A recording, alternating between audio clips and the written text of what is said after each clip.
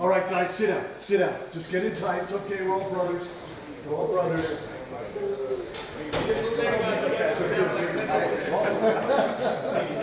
Sit down, buddy. Sit down. That's what it's all about. Eyes on me, guys. Eyes on me. Everybody good? Everybody good? Guys here? We're listening. Okay. Is there a bunch of them in here? You guys want to shift down this way? Let's get more of you guys in here. Yeah, here you go.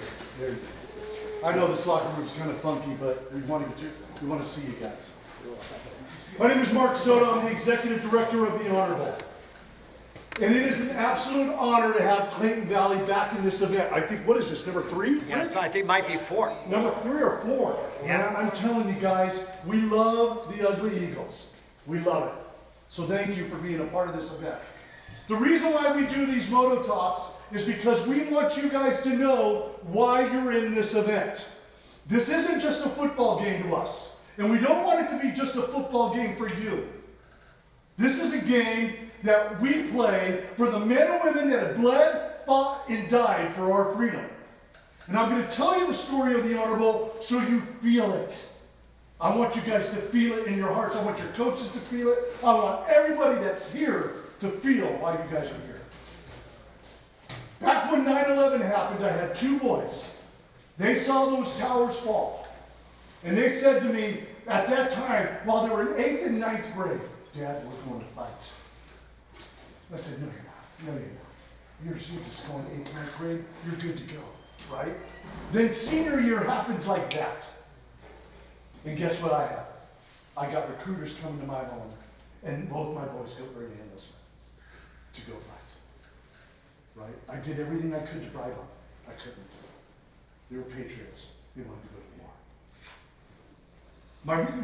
One of my sons went U.S. Army, became one of the best snipers in the Army. My other son became a U.S. Marine, and I'm going to tell you the story of his deployment. I was a football coach at the time, right up the road here in Sacramento, California. And my one son, who was a Marine, whenever he would go on his deployments, my wife and I would buy a keg of beer, we'd go down to Camp Pendleton, and we'd bring him a keg of beer and say, guys, go get some. And throw him a little party. The odd thing about this party, is my boy never told me where he was going until that day. He said, Dad, I don't want to tell you where I'm going until the party. I'm like, well, that's odd, son. So at that party, he grabs me by the shoulder and says, hey, man, let's go take a walk down.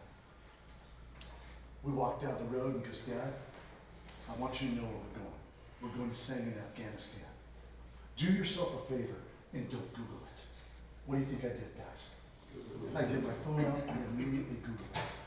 And I go, oh my God, the British Royal Marines were here. There were 100 killed in 1 year and 1,000 injured.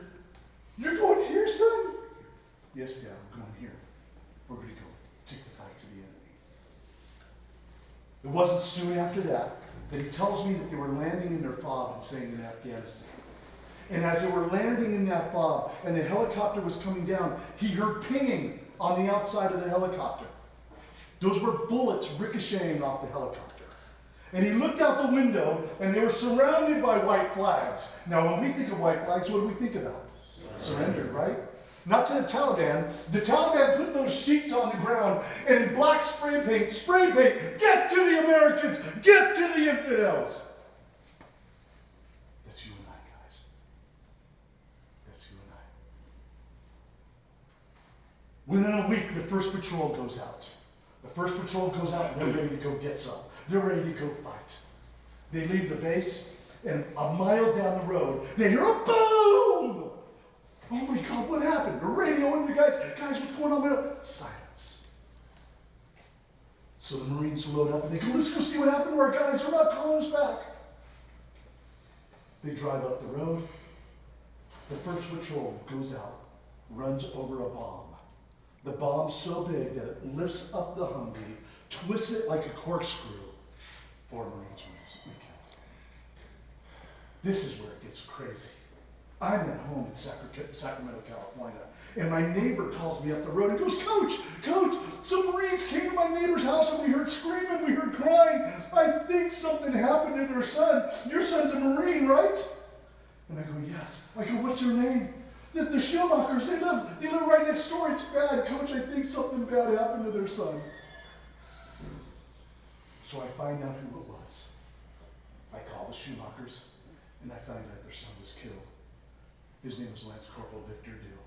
He played football for me at Granite Bay High School.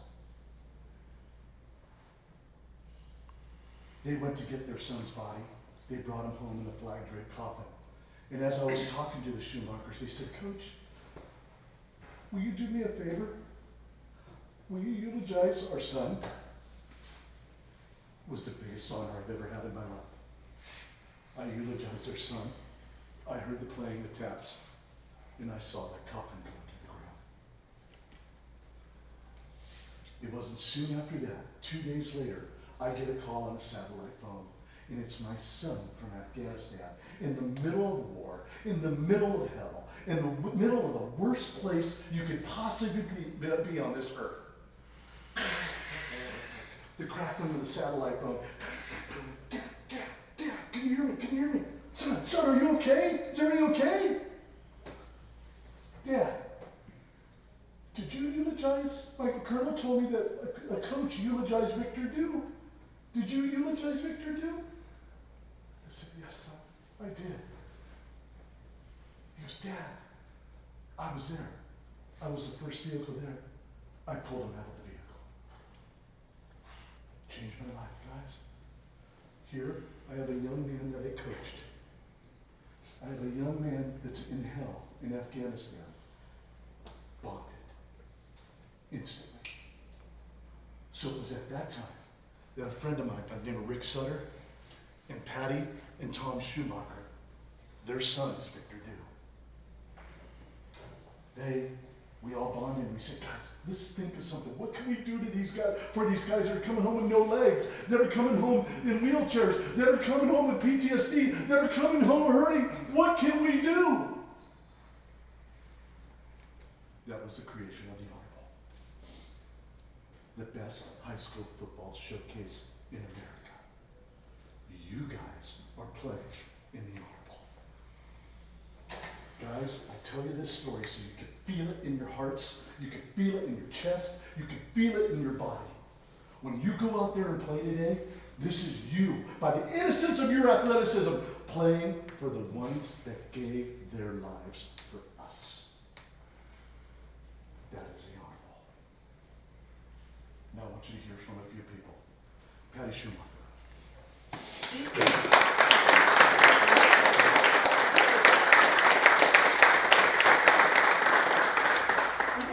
Really brief, but first off, thank you for being here again in the Honor Bowl. You know my son was killed in combat through the IED.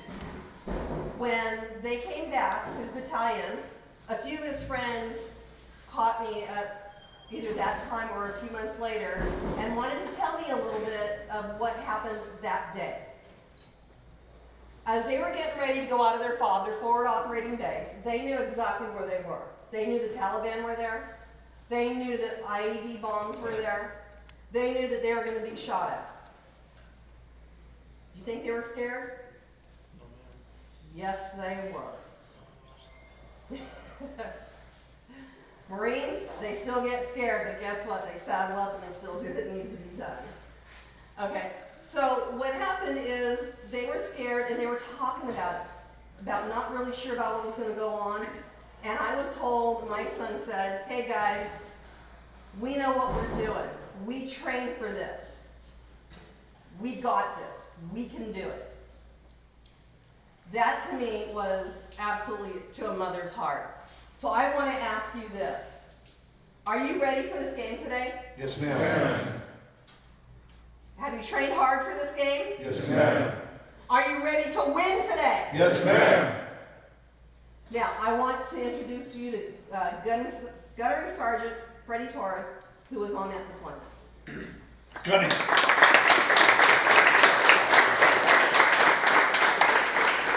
Good afternoon. You're going to hear it again from me. Thank you. It's a complete honor and privilege to stand up here and give you a little bit of my background and my baton, and a little bit of my story. But from the bottom of my heart, thank you for coming out here and playing again to honor those 25 that deployed October 2010 and did not return April 2011. And those faces are out there on the banner in the sideline. So thank you for that. Like they said, my name is Gunner Sergeant Freddie Torres. I was born in Tucson, Arizona. 2001, I watched the towers go down, and from that point forward, I knew I wanted to be a Marine. I knew I wanted to fight for my country. I knew I wanted to get revenge on those nearly 3,000 American lives that we lost that day.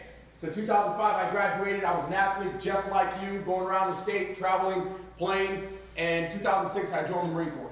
Now, 2010, I'm going to fast forward to that deployment in Sangin, Afghanistan, where that unit deployed, again, 1,000 Marines deployed that time. And in December, just 2 months after Victor Dew and 3 other Marines died on October 13th, December 30th, a squad of Marines went out on patrol. Now I'm going to share this story with you, so at the end of it, you can see that Marine, specifically that I'm going to talk about, face some challenges and adversities, and how you can take that and overcome those challenges and adversities, whatever you're going through. So again, December 30th, 2010, these 20 Marines went out on patrol. And I'm going to paint the picture for you if you've ever watched the movie Lone Survivor with Marcus Luttrell. They're at the top of the mountain overseeing the village, what it looks like in the movie, mud hut, dirt, alleyways, just everything's dirt down there. So these Marines, they've been out on patrol for 4 hours. They're on their way back to the patrol base, into their PV is what they call the PV. The back of the patrol, one of the Marines steps on an IED, an improvised explosive device, a roadside bomb. Thankfully, that bomb doesn't go off all the way.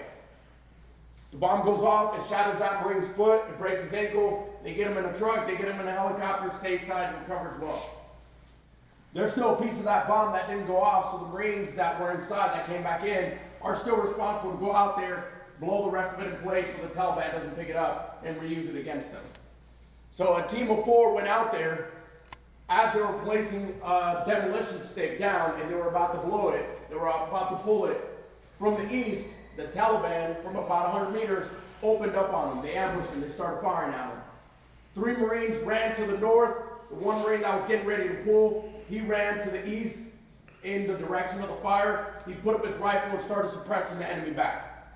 Now, he was looking at that direction. There was a ditch and a waist-high wall where he was going to get behind, put his rifle down, and start suppressing the enemy again.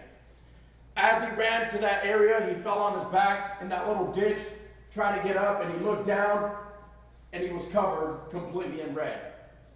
He had been shot twice in the legs. From the east comes one of those Marines, one of the 3 Marines running towards him, slides in on his knees, takes his seatbelt cutter scissors off, cuts his pants off, and immediately blood was gushing out from one of his legs, high up on his legs. His femoral artery had been shot. Minutes are passing by. That Marine that ripped his pants off started applying gauze, started applying a tourniquet, called in over the radio for the rest of the squad to come out and bring a stretcher. A couple minutes pass by. They get him on the stretcher. They put him out on the count of 3. They're going to lift him up. They're going to get him those last 50 meters, get him inside the truck that's waiting because there's a helicopter inbound ready to pick him up. On the count of 3, they pick him up. They start moving him. That Marine that's on the stretcher puts his hands up and holds the hands of his best friend that's holding him, carrying him out. And he says these last words to him. Tell my mom I love her, and tell my boys I'm sorry. And he squeezes the hand one more time. The last words that he said on the battlefield were, tell my mom I love her, and tell my boys I'm sorry. They get him off the battlefield, into the truck, into the helicopter stateside. Now let me tell you the second half of that story and how it can apply to you.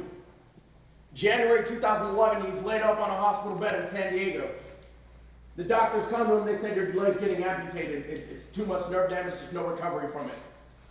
By the way, we're starting your medical retirement package because you're never going to walk or run the same way again. January 2011, those were the options given to him. He chose and accepted a challenge and told the doctors by April 2011, when that squad that saved his life got back to the States, that he was going to be standing there ready to receive every single one of them, give them a hug, and then take them on a run the next morning. The doctors told him that was not going to happen. That was not the case. They said it was over for him. And I'll tell you, April 15, 2011, I stood there on the bottom of that stair mat when the plane landed, the staircase dropped, and I hugged every single one of those squad members. And the next morning, I took them on a run. After they told me that I was losing my leg, after they told me that my career was over. And I stand in front of you 12 years later, going against what the doctors told me, because somebody told me I wouldn't, somebody told me I couldn't, but I did it. And whatever that means for you, whether it's an injury, a hit, a situation at home, relationship, parents, fill in the blank, whatever you've gone through or you're going to go through, because you're going to go through something in life, how are you gonna take that on? I looked at it as a failure if I got my leg amputated and I got a medical retirement, and if I never ran and walked the same way again. I failed at something, I picked myself up, dusted it off, learned from it, and I attempt to do something great with it. And I used to think they used to call this a warrior case study. What I just told you was called the warrior case study in the Marine Corps. It's far from. I used to think I was lucky. I used to think I trained my squad so well, those 19 other Marines, that they executed well because I trained them so well. That wasn't the case. It had a little bit to do with it, but everything to do with God. Everything to do with God keeping me around for a certain purpose, to share that story with certain people, to hopefully somebody takes that and runs with it and does something with it. You may be going through something. Somebody may have told you you can't do it, you won't do it, and you got to stand up and show them you will do it. And you actually do it. Whatever it is on the battlefield, as an American, as a patriot, as a student, as a boyfriend, fill in the blank.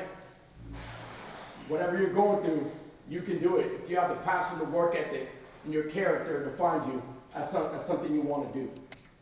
So again, thank you for the opportunity. Thank you for coming out here and honoring those 25 Marines plus everyone that has gone before us for the freedom, for the lives we live, for Americans, everything that we have in our country.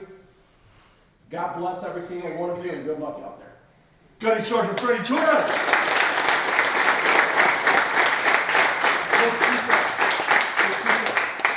Who is the man that you've chosen to run through the tunnel carrying the American flag? Angel Gonzalez. Where's Angel? All right, sir. All right. So you're going to be the one that we're going to hand the American flag to. So when you come through the tunnel and we introduce you, you're going to have smoke, you're going to have lights, right? Get that flag, wave it proudly, my friend. We are in America. Be proud to be an American. Wave it proudly, and you're going to run with your team through that tunnel. You got it? Yes, sir. All right, buddy? What an honor. What an honor, my friend. Secondly, Coach, where are you? God, why do I keep missing you, Coach? Listen, these are decals. There's one for every helmet. We ask you to please give this to your athletes. Put them one on every helmet. This is in honor of them being in the Honor Bowl. There's a history to these, all right? The ones that put these on their helmet go deep into the playoffs, all right? So put these on your helmets, okay? At the end of the game, one of you will be winning a character award, and one of you will be winning an MVP. The coach chooses the character award winner. The media in attendance, and there's a lot here, chooses who is the MVP. You're going to get that award after you do your 50-yard handshakes. I'll ask you guys to knee up on either side of me, and we'll give you the award. We got some 49ers here. It'll be a lot of fun. Okay? Guys, we are honored that you are here to be a part of this event. Carry it in your hearts. I mean it. You heard some amazing stories today. Get it up. Get your hands up here. Hands up here. Freddie, get in here, Freddie. Hands up. There you go, buddy. There you go. The 3-5 Marines have a saying, and that's get some. When I say 3-5, you yell get some at the highest voice you can. 3-5! Get some! Get some! Get some! Get some, guys. Let's go. Come on. Let's go, let's go, let's go. Feast your eyes over here on the tunnel.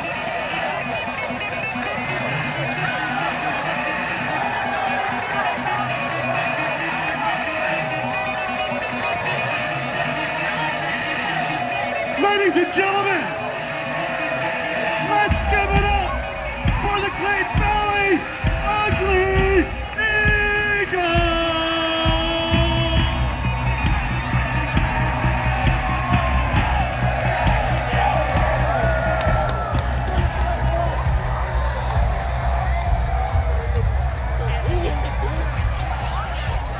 Hey, did you get the glove?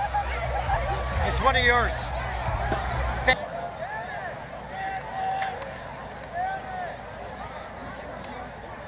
Co-founder of the Honor Group, who is the creator of the Honor Bowl. We are a nationwide nonprofit whose mission is to educate student-athletes, coaches, and community about the needs of our military veterans. Today, before the start of the Clayton Valley California versus Oak Ridge California game, we would like for you to focus your attention to the center of the field. Here is where we have a few distinguished guests for the building of the battle cross. Please, to maintain the sanctity of this ceremony, we ask you to refrain from clapping or cheering.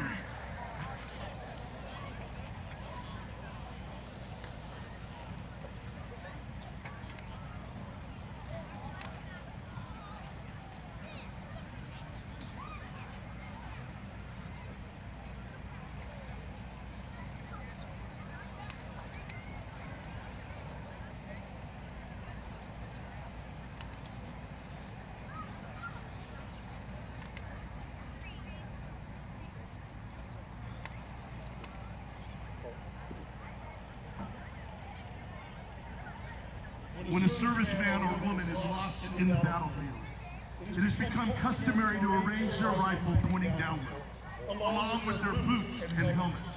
Surviving members of their squad gather around and memorialize their fallen comrades. Some of the troops will pray. Others might recall personal stories, but make no mistake. This is a ceremony that is taken very seriously. Why? Because every soldier knows the next ceremony might be for them. When a rifle with bayonet is downward into the ground, it is a memorial of a soldier killed in action.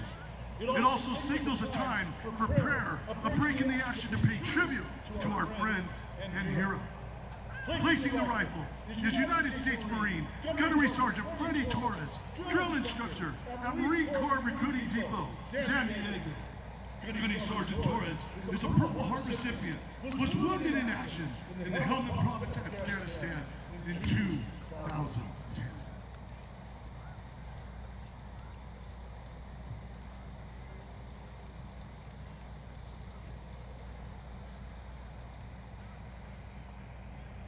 Now the combat boots represents the final march of the soldier's last battle. Placing the boots is Vivian Yamamoto, past president, Sacramento Blue Star Moms.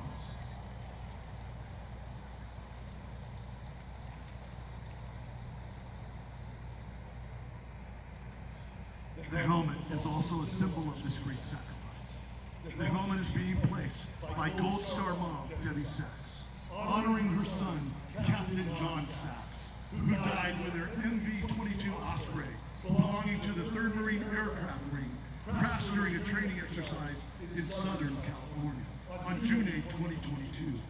John Sachs, serving nearly 8 years, was an MV-22B pilot assigned to the Marine Medium Tilt Rotor Squadron 364. He is a 2007 graduate of Granite Base.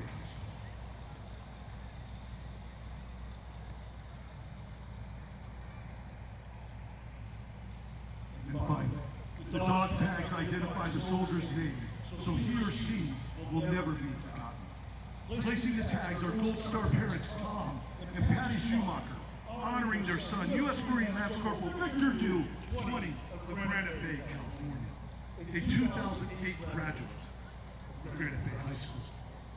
Assigned to the 3rd Battalion 5th Marines Camp Pendleton, California, he died October 13, 2010, in the Sangin district of Helmand, Afghanistan. The tags Patty is placing on the rifle are the actual tags that Victor wore when he was killed.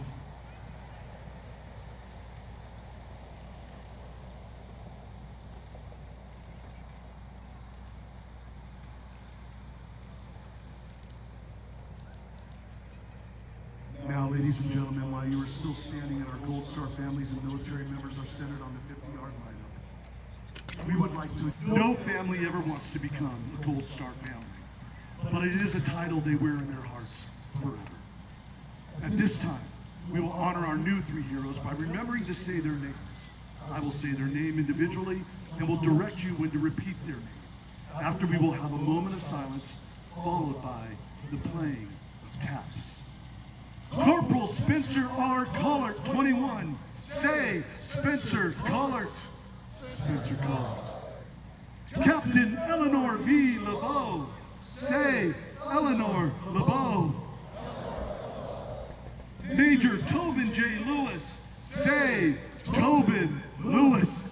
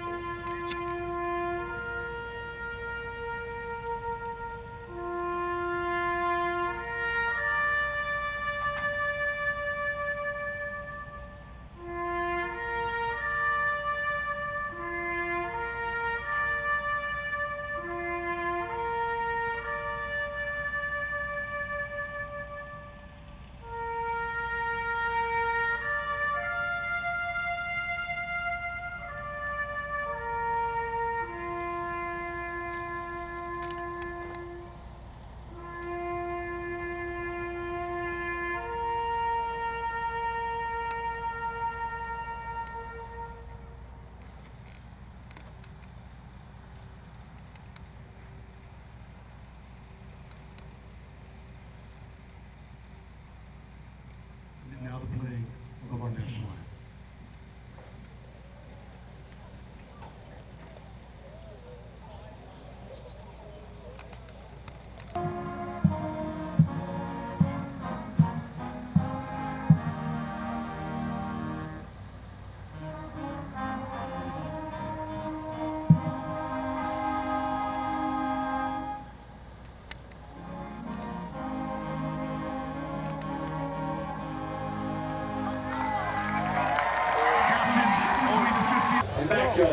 Down here.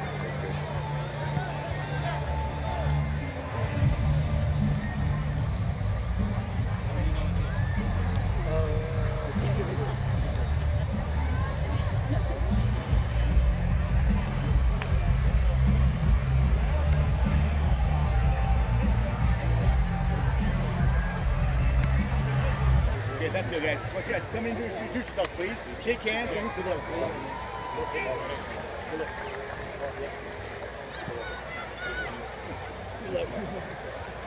Okay, gentlemen.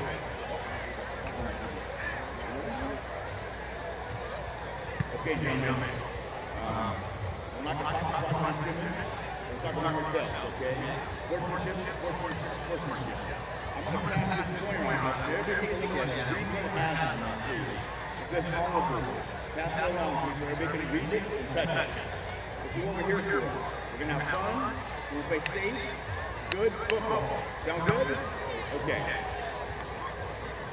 So, guys, when I tell you to run, you're going to bring the football, okay? Let's go!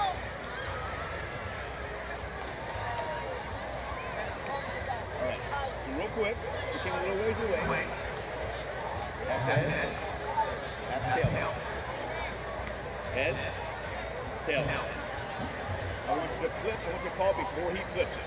Okay? Nice and loud so everybody can hear it. A little drop. Okay, he said tails never fails. What do you see? What do you see? You see heads. What do you want to do? You're defer. Okay, you want the ball. Which way do you want to kick? You're going to kick toward the clock. Okay, so we're going to swing around this way, guys. Go right in front of the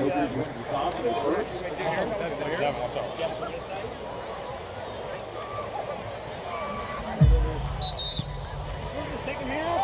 Okay, guys, come and shake hands. Get ready to go, okay? Good luck, guys.